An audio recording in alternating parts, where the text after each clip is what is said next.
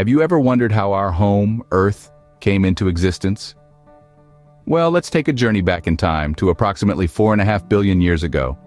Picture the universe as a vast, dark expanse of space, filled with an enormous cloud of dust and gas. This cloud, under the influence of gravity, began to condense into a hot, spinning disk. This is where our story begins. In the heart of this disk, a process known as accretion was taking place. Accretion is the cosmic equivalent of a snowball fight. Imagine tiny particles, no bigger than a grain of sand, colliding and sticking together. Over time, these particles grew, forming larger and larger bodies. This is how the first planetesimals, the building blocks of planets, were formed. As these planetesimals continued to collide and merge, they grew into protoplanets, the precursors to the planets we know today. Our Earth was one of these protoplanets, a fledgling world taking its first steps in the cosmic dance. As Earth continued to grow, it began to pull in more and more material due to its increasing gravitational pull. This process was not gentle, however. Each collision released a tremendous amount of energy, heating up the young Earth and eventually leading it to a molten state. This fiery, molten sphere was our Earth in its infancy, a hotbed of potential waiting to be realized. But the story doesn't end there.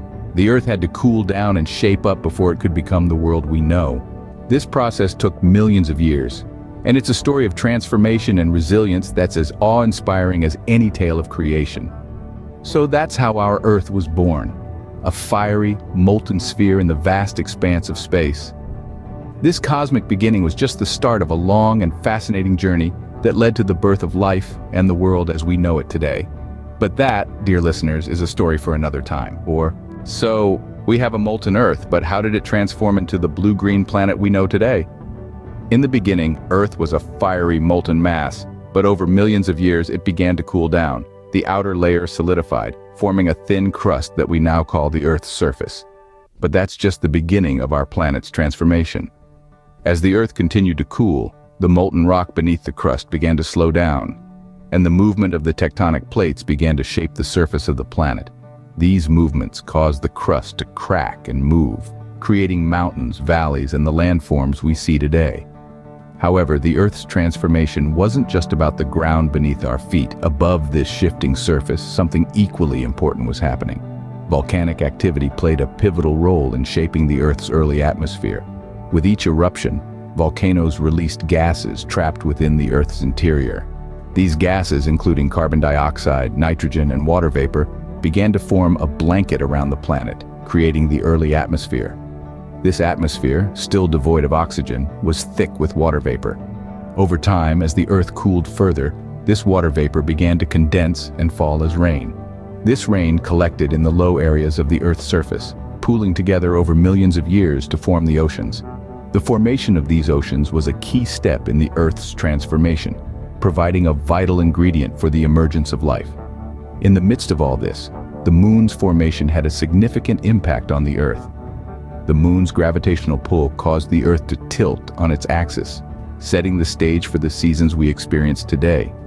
It also slowed the Earth's rotation, creating the 24-hour day-night cycle that governs life on Earth. And thus, our Earth began to take shape, a world of land, water, and air. From a molten mass to a blue-green planet, this is the story of how the Earth cooled down and shaped up. The story of our home. Now, Earth is a habitable planet, but how did life begin? A question as old as humanity itself, and yet, we're still piecing together the puzzle.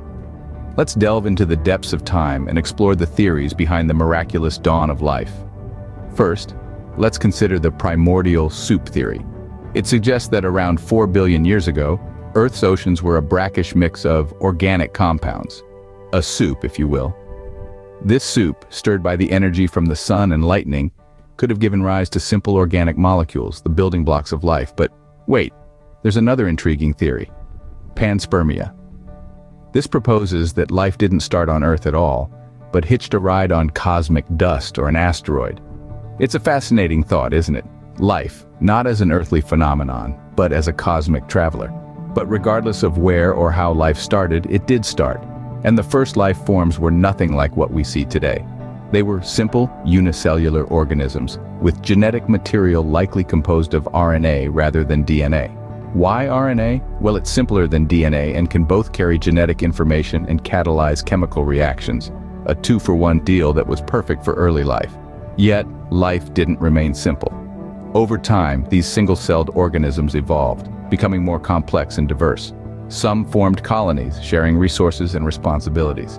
Over millions of years, these colonies became so intricately connected that they essentially became one organism, marking the birth of multicellular life. This was a pivotal moment in life's history, setting the stage for the evolution of complex organisms, from worms to fish, from dinosaurs to mammals, and eventually to us. Every living thing on Earth, from the smallest bacteria to the largest whale, can trace its lineage back to those first humble, single-celled organisms. From a single cell, life on Earth evolved into the diverse array of species we see today. And that, my friends, is the incredible story of the dawn of life. But how did this process of evolution work, you might ask? It's a fascinating journey that begins with the principle of variation. In any given population of organisms, no two individuals are exactly alike. These differences, or variations, can be in size, color, speed, or any number of traits. Next comes inheritance. These variations are not random but are passed on from parents to their offspring. This is why children often resemble their parents, inheriting not just physical traits, but also resistance to certain diseases, or even a knack for singing. Now consider the high rate of population growth. Most species produce more offspring than can possibly survive. This is nature's way of ensuring that at least some will make it to adulthood and pass on their genes. But what determines who survives and who doesn't? This brings us to the concept of differential survival and reproduction, or as Charles Darwin called it, natural selection.